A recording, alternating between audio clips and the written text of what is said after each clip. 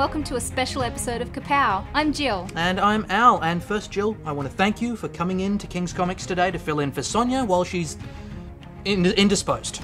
Yeah, you never told me what was wrong with her. No, I didn't. Okay, well, we were coming up to this Captain America special. We kind of got into this argument about whether freezing yourself to go into suspended animation would work. So she's... Yeah, she's trapped in a refrigerator. But that's not going to stop us from getting on with this episode. We're going to start by listing Kapow's top 5 Captain America books. And then I believe you and Ray are going to be taking a look at some Cap collectibles. And we were lucky enough to go along to a screening of the new film Captain America the Winter Soldier, so we're going to have a chat about that with Ray. So, is anyone trying to get Sonya out of the fridge? Did you call emergency services? No, yeah, of course I did. Yeah, no, she's fine, she's fine. Okay, good. Let's get going then. Yeah. Oh, hi. Yeah, now I need to get put through to whoever gets people out of fridges. Yeah. No, I suppose it's not an emergency. I mean, she's got plenty of food in there, right? Yeah.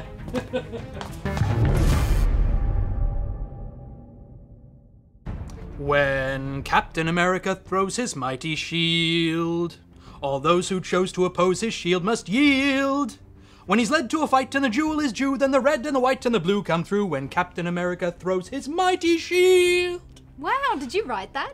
No, that's from the cartoon in the 60s. Oh, okay, so you must be a little older than you look. A little bit, yeah, thanks. Well, that does show how long Cap's been around for. He was created in 1941 by Joe Simon and Jack Kirby, and if you look at the original sketches, it's surprising how little he's changed in that time. Yeah, apart from the more ergonomic round shield, sure, but his personality has changed a fair bit over the years depending on who was writing him at the time. So our top 5 Captain America books are going to be based around the creatives who have ushered him through his various interpretations. Beginning with Stan Lee and Jack Kirby's Silver Age reboot collected in Marvel Masterworks Volume 1. This reboot began in 1963 and was a lot more successful than the attempted reboots in the mid-50s. Ah yes, when he was Captain America Commie Smasher. I remember it well. Again, older than you look. Beginning the story with Captain America in the 60s meant that Lee had to create a new origin, which included the idea of Cap being in deep freeze since the war. And after establishing his new role in the Avengers, the story jumps back in time to tell a few World War II based stories, because who doesn't like to see a bit of Nazi punching? But it also jumps back to the 60s to introduce some of Cap's favourite enemies, like Batroc the Leaper. All up, Marvel Masterworks is a fun, nostalgic read, but it can be a little bit dated. So, let's jump forward in time to 1985 when Mark Gruenwald took over as writer. He held on to that role for 10 straight years, writing more Cap stories than anyone else has before or since. And there are so many Gruenwald era stories to choose from. But in the end, we went with The Bloodstone Hunt, which features artwork by Kieran Dwyer. It's a classic tale of adventure, complete with mummies, shark attacks, magic stones, and even an unnecessarily slow-moving spiky death trap. Not to mention some great old-school bad guys like Baron Zemo, and the first appearance of Red Skull's right-hand man, Crossbones. Bloodstone Hunt was a lot of fun to read, and I think it was a pleasantly light change from the darker tone that comics were taking at the time. I mean, by the end of the Gruenwald run, we had Captain America missing, presumed dead, the super soldier serum in his blood had started to go bad, and that set the table for a new reboot, this time at the hands of Mark Waid. Operation Rebirth, illustrated by Ron Garney and Pino Rinaldi, introduces a revitalised Captain America who owes his continued existence to the Red Skull, his greatest foe. Also resurrected is Agent Sharon Carter, Cap's former love interest. For me though, the best thing about this relaunch was that it featured a cosmic cube that had Adolf Hitler's mind trapped in it. When you start your story with a Hitler cube, you know you're in for a fun ride. Of course, also in this story, Waid throws Cap into conflict with the government, which was to become a recurring theme over the years. And Gruenwald did play with that a lot from time to time as well. That's true, but in those days, a lot of the time it turned out there was a supervillain manipulating things from behind the scenes. One thing was for sure though, even Captain America could not stay wide-eyed and idealistic forever. And nowhere is that more apparent than in the Ultimates. Written by Mark Miller with art by Brian Hitch, there is a vastly different tone to this arc than you'll find in pretty much any other Captain America story. Thor is a hippie, Bruce Banner is a whiny loser, and Hank Pym is a wife-beater. And honestly, It's not my cup of tea. I mean, there's a clear attempt to reimagine these characters without the nobility and the transcendence that we've always seen in them. But I've got to say that the cynicism of the world that Millar's created here is just kind of depressing. Although I do think that Hitch's artwork is very impressive and has a real sense of cinematic majesty. For me, it was a brave new take on these characters, mixed in with a good helping of pop culture referencing and some off-colour humour. And the Ultimates is also an important turning point for the mythos that asks the question, how can Steve Rogers maintain his idealism in the face of the dark modern world? Well, I think that is a question that's answered quite well by our fifth and final book, Captain America: Winter Soldier. The Ultimate collection of this arc covers 3 storylines, all written by Ed Brubaker. Out of Time, illustrated by Steve Epting, The Lonesome Death of Jack Monroe, illustrated by John Paul Leon and Tom Palmer, then finally Winter Soldier, illustrated by Steve Epting with Mike Perkins. For me, this is probably the pinnacle of Captain America storytelling. I loved every page of this book. And it's certainly well deserving of its Eisner Award for Best Writing. Brubaker hands us an angrier Steve Rogers, a man at odds with everything around him, who still tries to do the right thing. The story straddles wartime heroics, futuristic spy adventure, and gives a more complete image of who Captain America is than I have ever seen in one book before. More than any other story arc, this one's recommended reading before seeing the new Captain America film. Yeah, of course you might have guessed that from the title, but you know what, even if you're not a Captain America fan, this is a book worth reading. It's got a great story, it's got fantastic artwork, and the World War II scenes are exactly like I remember it. You should pick this up now. Seriously, how old are you? Right, there's no need to shout. Kids are so loud with your MTV Walkman players and your jeans pulled down around your knees. Better go have a glass of milk. Lie down. You kids, get off my lawn!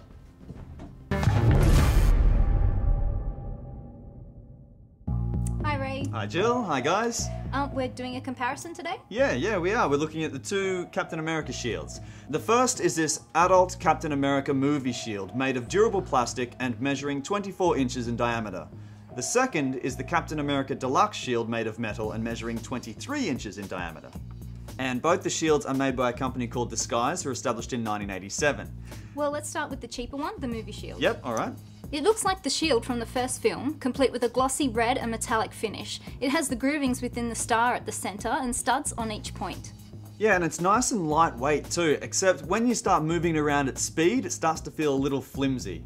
At the back, there's a simple design for the arm strapping, 4 plastic fasteners glued on over 2 elastic bands. Now what's great about this is that it's very easy and quick for anyone to just pick up and use straight away. What's not so great is that this strapping isn't adjustable, and I have a hunch that that elastic is gonna come loose at some of those sticking points under moderate use. However, this would be pretty easy to customize and strengthen, wouldn't it, Jill? Yeah, absolutely. I'd prefer to see some adjustable strapping on the back for the forearm, with a similar tab structure, and probably a PVC handle to glue on. Yeah, well that would strengthen the hold on the shield, and then it just create more dynamic movement, I think, when you're trying to play with it. Yeah, definitely. Let's move on to the deluxe shield now. Straight away, I like the coloring a lot more. You like the comic book look? Yeah, I do. I think the red, the white, the blue, it's more crisp and prominent. However, I don't so much like the studs showing through the shield. Me either, because if we turn it over, you can see they've applied the fasteners a different way. It's stronger than gluing them on, but as you mentioned, by screwing them in, they're visible from the other side. Yeah, and I thought that was a bit of a letdown. Yeah, I agree.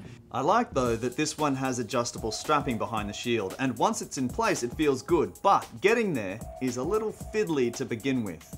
And again, I thought there could have been an easier option here. However, the shield overall feels sturdier, and that feels nice on your arm. I feel more protected, if you like, because of the metal, but it's flatter than the other shield. It doesn't hug the arm as much, and it's smaller.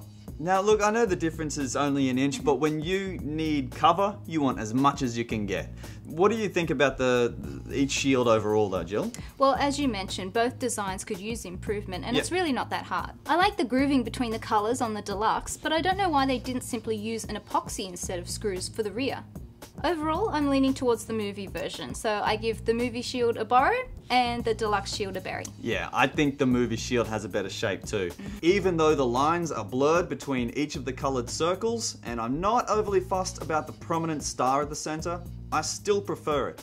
Not to mention that you save about 40% over the deluxe model. So I'm going to give the deluxe a berry, and I'm going to give the movie shield a borrow, because I think that's a nice incentive too with the price there. But what I really want is for Jill here to make me a shield out of vibranium. If it existed? Forge! What are you doing? Forge, isn't it what you do? I'm forging. How does Sonya put up with this? Isn't that what you do? If it's the vibranium, I can get it for you by 3 o'clock this afternoon. I've got Connect.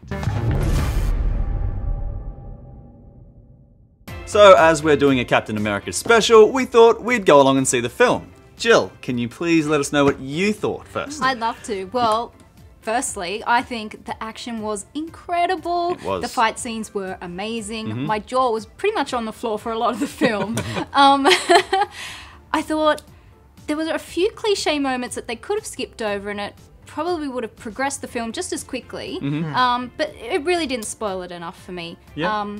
Black Widow was fantastic. A lot of character development for her. It was a great focus. And the Nick Fury subplot was pretty cool. Yeah, so what do you think? How do they balance the superhero versus their private lives kind of duality? Do you think that they revealed more about their characters in that? Yeah, definitely. Yeah. I love seeing the brighter side of a superhero rather than just the action and the fighting. So Yeah. there were a lot of moments from Cap where we got to see his private life, and yeah, that was special. Yeah, Al? Yeah, look, I enjoyed it. I think it's certainly...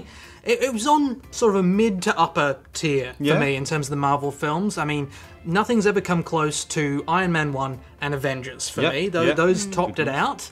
And by comparison, nothing's ever been quite as good. But this was still a lot of fun. I really enjoyed it. I thought there was a lot of great action, a lot of great sort of tracking shots of Cap doing cool stuff. Yes. Lots of great chucking his shield.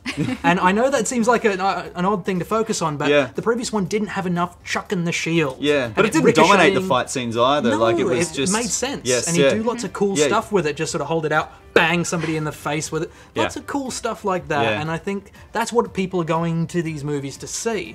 But it also had a nice kind of spy thriller edge to it, which I think put it in a different place from a lot of the other Marvel films. Yeah, right. And I think that kind of built up the fun for me as well. Yeah. There were some pacing issues for me. It felt like it lulled in the middle. Sort of, they're on the lam for a bit, and it kind of, okay, can we just put your outfit back on and throw your shield? Because that's what I want to see. But ultimately, I think it was a lot of fun. I think, I'm glad I went to see it, and it passes the acid test for me, which is I would watch it again. Okay, I wouldn't watch it again. Yeah, on those pacing issues, I just thought that it was a bit too slow for me, and just the exposition and establishing shots and the traveling and the tracking, and I didn't think we needed as much information as what they gave us, look. I agree. It was certainly entertaining, and I think the actors did a good job, carrying it all. But I just thought it was a bit safe. I didn't think that the captain was really pushed to his limits, and I wanted more rise and fall. I wanted more tension, and I didn't think he had anything to really climb or claw back from. Okay, I mean, I can see what you're saying. I mean, Winter Soldier has got to be a storyline that pushes him as close to the brink as he ever has been as a character. So it would have been possible to make him a lot darker, a lot more broken than he became in this film. I can see what you're saying there. It just felt a bit like a prequel, or like this is the start of a big TV series, as opposed to this was a film. This is something grander than that. I don't know. That was just what I thought. Did you think the same, Jill? I get a sort of vibe from that. I do feel though that I think there was enough development character-wise with the support characters that it sort of carried the film. Okay. Yeah, I can see that. Did you think that, because you're a Captain America fan, and I know you do research before you go and see your film, so do you think that fans of the comic book are going to be happy with this? I think so. Maybe the purists may have a few issues, but I think on a general basis, I think the story was great. It was loyal to the books. And there were a lot of little Easter eggs in there, like characters that you may have heard of from the story, so it brought the comic to life, but put it in a real world perspective for me. Yeah, Al? Yeah, look, I think overall, people are going to be satisfied on both the comic fan and non-comic fan sides of things, and as you say, they did play it safe because they are trying to play to those both both of those groups. They're trying to make everybody happy, which is never going to make everybody happy. No. But I think there's some things that you can't condense enough to put into a film. And as you say, the purists may have some problems with that. Obviously, look at the Winter Soldier arc as written by Brubaker. He had years to work this up. He had a lot of time to work this up with no real oversight. He was just doing his own thing and had time to build up a real pathos and a really touching, affecting story. They got to cram that all into like 2 hours. You know? And for me, it didn't have the emotional bang that the Brubaker version did, but they were never going to be able to really pull that off. For me, one of the things, it just seemed less fan servicey, this film, than the other ones in a lot of ways, which not necessarily a bad thing. As I say, they're trying to appeal to non-comic readers. Definitely. But there just seemed to be, there were a couple of the little Easter eggs, but I think in some ways non-comic fans are going to get more out of this because there were at least 2 twists. That first one, if you've read the comic, you already know it. Second one was, if you read comics at all, you're going to see this coming 1,000 miles away. The second it kicks, you're going to go, yep, well, that's going to happen in about an hour and 20 minutes.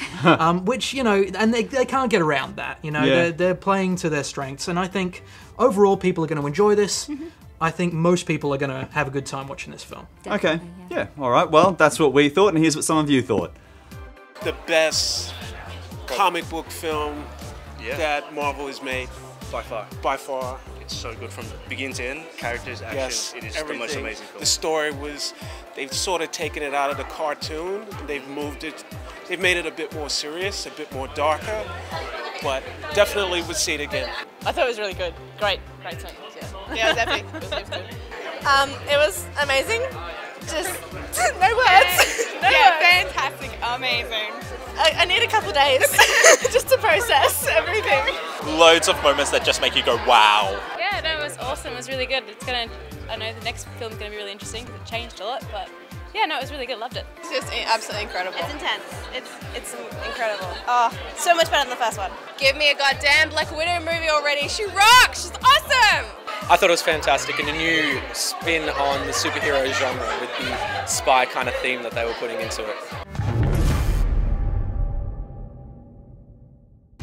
Okay, and with that, we come to the end of our special episode about Captain America, and I think it's been a lot of fun focusing on the Star-Spangled Man with a Plan. It really has, and thanks for having me on the show. Oh no, thank you for coming along. I mean, we might need you for the next one as well, if they haven't been able to pull Sonya out of that appliance. Next episode's going to be a Spider-Man one.